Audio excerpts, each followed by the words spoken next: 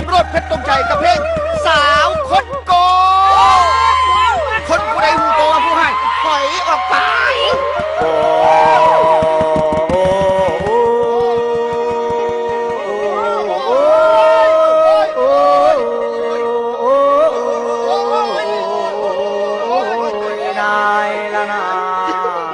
เป็นนายผู้ใดบัตรพอแต่มาเห็นน้องปากห้องไก่ตั้งบ่อเทียงเอาขอเสียงนะครับผู้ใดมักดูรวดภาษีกำเกียงใจเต้นสะเม็นมึนนาเอามาดิยอมกันเลย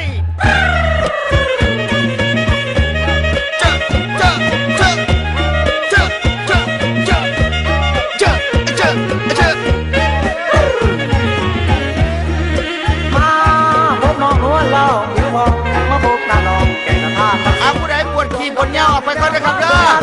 ออกจากพ่อไปอย่าไปเงี้ยวใส่พ่อเขาโอ้ยเทวันบอมมาชุ่มกับเท่าอยู่ใกล้ๆผู้น้อยดอกสาวเขาก็ไกลๆพ่อใหญ่กล้องเนี่ยนะอยู่ใกล้คุณคือร่างคันสอนเจ้าผู้คนตาอ่อนสง่าสมคนโตสง่าสมแล้วคนก็ผู้คนตาอ่อนสง่าสมคนโตสง่าคนโตเจ้าผู้คนตาอ่อนสง่าสมคนผู้หายยังเห็นหน้าจะขาวมาเพื่อนเพื่อนมีลุงเบิ้ลใจจองจองทองสวยปากรักด้วยเดี๋ยวมากมีสังพันให้ต้องตากดวงใจในบาปิชาเดี๋ยวมาเกี่ยวบาปิชาเดี๋ยวมาสอยสู้บ่ให้เอิ้นว่าสู้เขาให้เอิ้นว่ากิน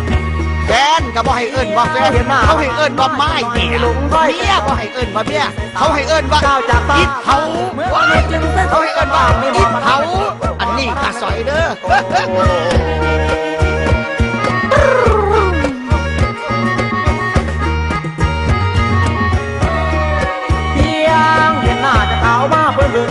เบิ้ลใจต้องมองน้องเอาแล้วทาบแบกขอบแบกอย่ามามีสัมพันธ์ให้ต้องตาดวงใจในบาปิชาได้มาเกี่ยวบาปิชาได้มาเกี่ยวบาปิชาได้มาเกี่ยว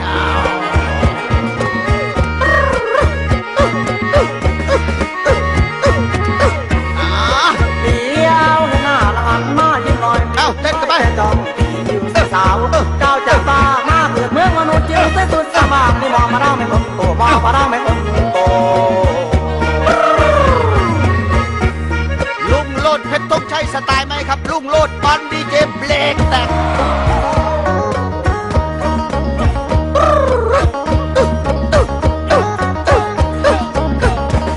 เอาครับผู้ใดอยู่แถวนี้มีผู้ใดมาจากกรุงเทพได้บ้างครับ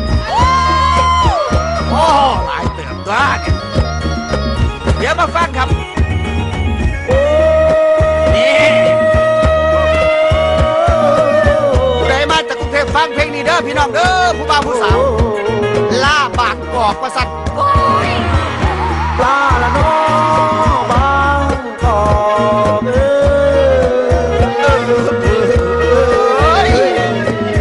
อยู่ดอก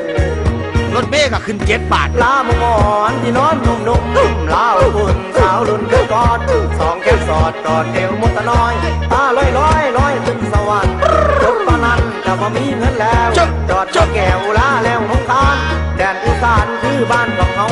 ถึงสีเศร้าเสียใจไปแพ้เพราะเลือกแผลหัวสาวผู้ใดบ่ได้ถอนขี้ตะแล่มาขนตะแล่มาอย่ายกมือสูงเด้อผู้อื่นเขาจีแม่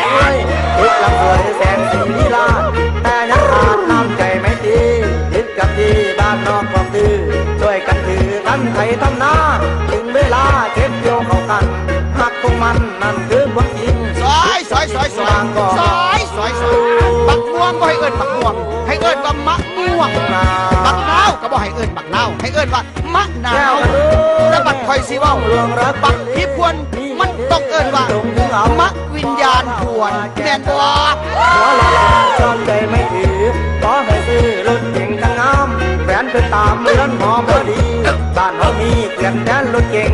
พวกผู้เล่งแล้วก็ถึงอย่าหยุดนะครับผู้ใดเมื่อยหามเมื่อยจันดวงเดียวคิดจะเสียวแสบใจไม่หายเกือบไปตายบางกอกบอกให้ตื่นเดือดไปกับใจของคุณที่หลอกคุณยังมีปัญหาคนมาตายมาหลอกกันได้เก็บจำไปจนชั่วชีวิตเริ่มดาผิดเก็บมาน้ำบึงหลงสับถึงเราถึงตีข้าลูกที่จมน้ำตายตาละน้องบางกอก านคอยไปเฮ็ดงานกรุงเทพแต่งหน้าท่าเล็บปานสาวไฮโซจังแม่นเพิ่นโกจนลืมความหลังถามเฮ็ดงานอีหยังเดียนเป็นเสมือนพนา